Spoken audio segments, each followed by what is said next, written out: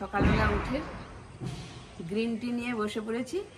Green tea নিয়ে বসে পড়ে একটি বিস্কুট দিয়ে খাওয়া হবে। খাওয়ার পরে তোমাদের আমি ভিডিওটা শেয়ার করব এই হোটেলে, ঠিক আছে? একদম কম রেঞ্জ থেকে বেশি রেঞ্জ পর্যন্ত তোমাদের দেখে দেবো। দেখো রোদটা মুখে এসছে, তাকাতে পারছি না। ভীষণ সুন্দর একটা মিষ্টি রোদ এসছে। আর তো সকালবেলা এক কাপ গ্রিন টি না হলে হয়, তাই না? বলো, ব্যাপক লাগছে। তো এটা খাওয়া হলে আমরা বেরিয়ে পড়বো আমাদের আজকের ডেস্টিনেশনে, ঠিক আছে?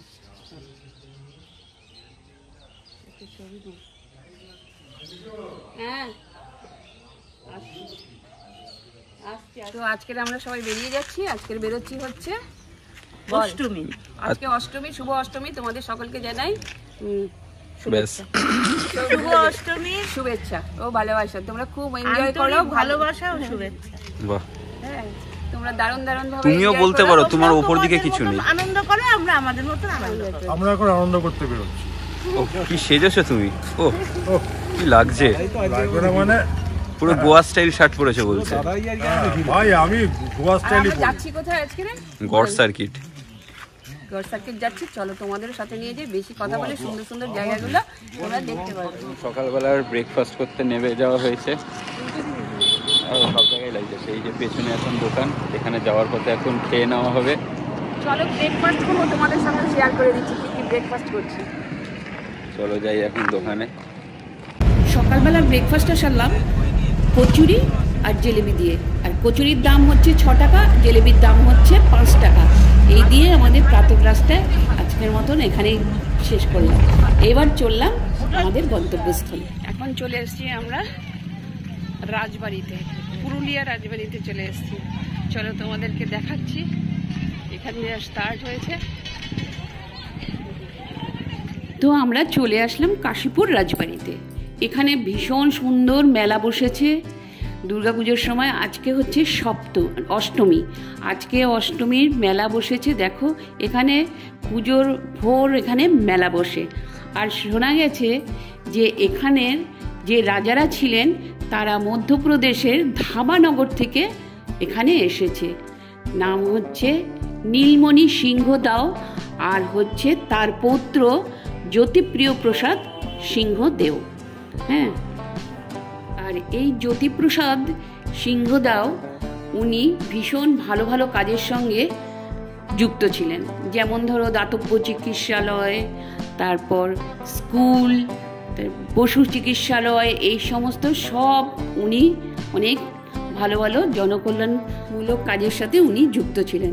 যেমন ধরো এই রাজপ্রাসাদের কথাই বলতে গেলে বলা যায় যে চীন থেকে সমস্ত ভালো ভালো মিস্ত্রি এনে 12 বছর ধরে এই রাজপ্রাসাদটি তৈরি করেছিলেন। এখানে নানান রকম উৎসব হতো, যেমন ধরো দুর্গাপুজো, রাস পুজো, তারপর রং খেলা, দোল উৎসব যেটাকে বলি আমরা, সেসব সমস্ত উনি এখানে খুব সুন্দরভাবে করতেন, উৎসবটা পালন করতেন। যাই হোক, আমাদের কপালে একটা ভালো জিনিস, এই দেখো দুর্গা ঠাকুর। তো এখানে আমরা অঞ্জলি দিতে পেরেছি, জানো তো। তখন অঞ্জলি দেওয়া হচ্ছিল, আমাদের ডাকলো, আমরা বললাম যে হ্যাঁ হ্যাঁ আমরা অঞ্জলি দেব। আমি বাইরে চলে গেছিলাম, তো আমার ভাইয়ের বউ ডাকলো, তো আমরা সবাই মিলে ওখানে অঞ্জলি দিলাম। তো এখানে অঞ্জলি দিতে গিয়ে পুরোহিতের সঙ্গে একটু কথাবার্তা হলো। উনি এখানের একটু পুরনো দিনের কথা বলেন, যেমন ধরো বলি হতো, এখন সেগুলো হয় না, কিন্তু আগে হতো। তো ওনাদের বংশধররা এসছেন এই পুজোতে। তো ওনাদের সাথে ওই যে পুরোহিত দেখুন দাঁড়িয়ে রয়েছে, তো ওনার সাথে আমাদের কথা হলো। তো আর যারা ধরো বংশধর রয়েছেন এই রাজ পরিবারের, তারা ওপরে রয়েছে, তাদের সাথে আমরা সাক্ষাৎ করতে পারলাম না। যাই হোক, আমাদের ভীষণ ভালো লাগলো এত পুরনো একটা রাজবাড়ি দেখে, তার মানে হিস্ট্রিক্যাল জিনিসগুলো শুনতে পেয়ে, দেখতে পেয়ে ভীষণ ভালো লাগলো। আর চারিদিকটা দেখো তোমাদের, এই যে এই পুরোহিতটার সাথে আমাদের দেখা হয়ে গেল। আর উনি দেখুন, ওনার সাথে একটু কথাবার্তাও হলো। আর উনি বলছিলেন আর কি আগে সমস্ত এখানে বলি টলি প্রথা টথা ছিল, তো এখন তো সেরকম কোনো লোকজন নেই, তো সেই জন্য হয় না এখন আর সেগুলো।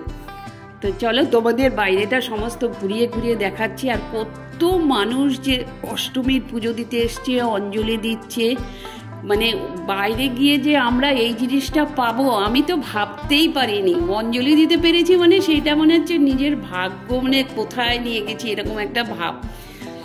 আসলে কি বলো, অষ্টমীর অঞ্জলিটা না দিতে পারলে না মানে মনের মধ্যে একটু খচখচ খচখচ করে এরকম ব্যাপারটা। যাই হোক, ভগবান চেয়েছিল তার জন্য হয়তো আমি দিতে পেরেছি। আর বিশেষ করে দিতে পেরেছি আমার ভাইয়ের জন্য, ওই আমাকে ডেকে নিল, আমি তখন নেবে আসছিলাম আর কি। আর এই দেখো চারিদিকটা তোমাদের দেখাচ্ছি, কত বড় জায়গা নিয়ে মানে রাজপ্রাসাদটা। তো এখানে আমরা আসছি, এটাই হচ্ছে দুর্গা মন্দির, এখানেই মানে দুর্গা স্থাপত্য রয়েছে। তো এখানটায় আমরা গেলাম, চলো সবাই মিলে গিয়ে দেখলাম, ভালো লাগলো, উপভোগ করলো, সবাই ফটো সেশন করছে। আর কত যে মানুষ না, আমি ভাবতে পারছি না যে দেখো ওই গ্রাম অঞ্চলে এত সুন্দর মানুষ। এই যে দেখো তোমাদেরকে দেখাই, ভালো লাগবে আশা করি। আমাদের ভিডিওটা তোমরা দেখতে থাকো আর উপভোগ করো। আমরা বেরিয়ে আসলাম এখন।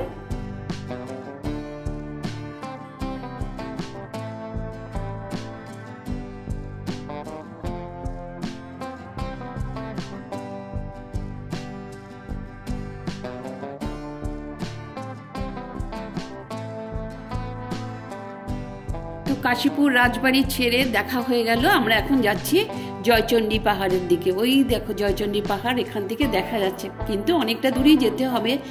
তো আমরা অনেকক্ষণ জানো তো ওখানে দাঁড়িয়েছিলাম, কি বলো, লেভেল ক্রসিংয়ে আটকে পড়েছিলাম। সে মানে 15 মিনিটসের উপরে দাঁড়িয়েছিলাম। আর ওখানে হচ্ছে আদ্রাক স্টেশনটা কাছাকাছি জয়চণ্ডী পাহাড়ের। তো যেতে যেতে অনেকটা সময় আমাদের নষ্ট হয়েছে, সেসব দেখে চলো আমরা যাই। আর এটা এই পাহাড়ের সিঁড়ি প্রায় 480 কি 500 এরকমই শুনে গেছে, কিন্তু আমরা উঠতে পারিনি। এই কারণে উঠতে পারিনি, প্রচণ্ড উঁচুতে খাড়া সিঁড়ি ছিল, তার জন্য আমরা উঠিনি। কিন্তু তোমাদেরকে ইনফরমেশনটা দিয়ে দিলাম, ওখানে প্রায় 500-র কাছাকাছি মানে স্টেয়ার রয়েছে। আর উঠতে গিয়ে প্রথমেই পাবে হচ্ছে হনুমানজির মন্দির। হনুমানজির মন্দিরের পরেই ওপরে গেলে পরে চণ্ডী মন্দির পাওয়া যাবে। আর তোমাদের ওখানে ছোটোখাটো মানে স্টল ভর্তি আছে, কোনো অসুবিধা হবে না। ওখানে গেলে পরে জলও পাবে। হ্যাঁ, অবশ্যই জল নিয়ে উপরে ওঠো, 500টা শীত হামালি কথাটা বলো। তো নিচে সব কিছু টয়লেটের ব্যবস্থা আছে, কোনো অসুবিধা হবে না।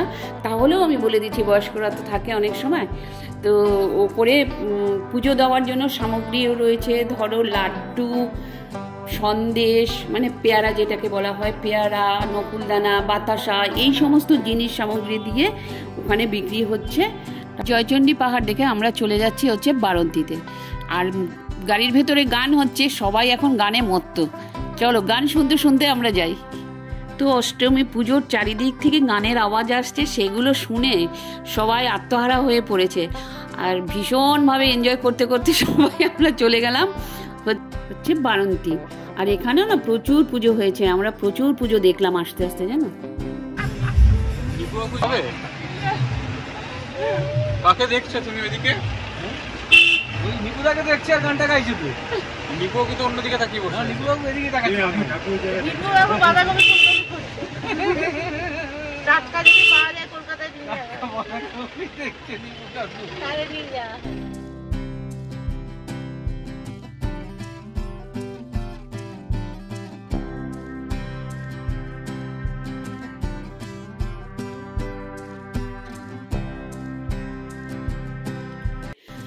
আমরা হয়েছি এখন যাচ্ছি হচ্ছে বারন্তীতে। আর বারন্তী হচ্ছে রঘুনাথপুর সার্কিটের মধ্যে পড়ছে।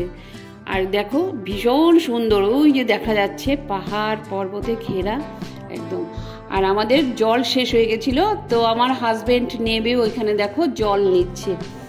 আর ওই আদিবাসী মানে কি গ্রামের মানুষরা ওখানে জল নিচ্ছিল, ওনারাই সুন্দর করে পাম্প করে দিল, আর আমরা ভরে নিয়ে চলে এলাম। তো এই গ্রামটির আদি নাম হচ্ছে রামজীবনপুর। আর এখানকার মানুষেরা, লোকাল লোকেরা এখানটায় বারন্তী বলেই বলে আর কি, তার জন্য আমরা এটাই জানি আর কি। কিন্তু সত্যি কথা বলতে কি, এখানেও পলাশের সমারোহ রয়েছে, কিন্তু বসন্তকালে আসলে ভীষণ সুন্দর মানে পলাশের কালার দেখা যেত। আর ফুল দেখা যেত। আর এখন হচ্ছে আমরা হচ্ছে শরতের কালে যখন যেহেতু গেছি সেহেতু কাশফুলটাই বেশি দেখতে পেলাম। আর এই লেকটার অপোজিটে অনেকগুলো রিসর্ট রয়েছে দেখলাম। তো তোমরা এখানে আসলে ওই রিসর্টের সাথে দেখতে পারো, রিসর্টের সাথে কথা বলতে পারো বা থাকতে পারো এখানটায় বারন্দিতে। তো আমরা এখানে এসে কিছুটা ফটো সেশন করলাম। ফটো সেশন করার পরে আমরা আবার অন্য জায়গায় যাব। তো তোমাদেরকে সম্পূর্ণ জায়গাটা একবার ভালো করে দেখিয়ে দিলাম। দেখো কি সুন্দর অপূর্ব জায়গা। পুরুলিয়ায় যে এত সুন্দর সুন্দর স্পট রয়েছে, ছোটোখাটো বড় মিলিয়ে, মানে অসাধারণ, অসাধারণ বললেও কম হবে।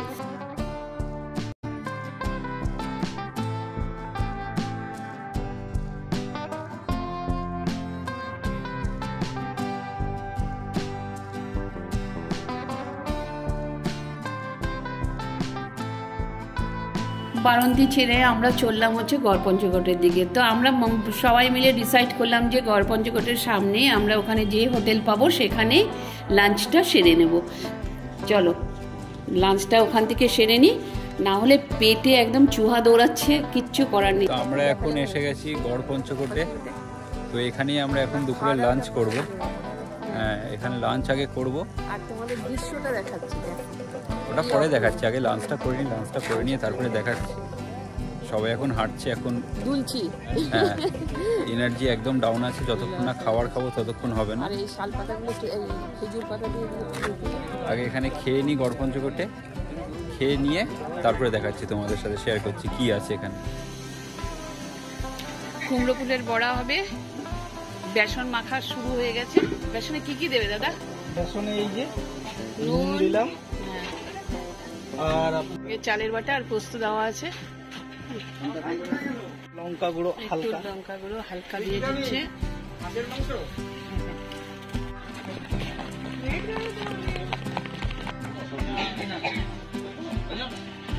আলু পোস্ত, ডাল ভাত।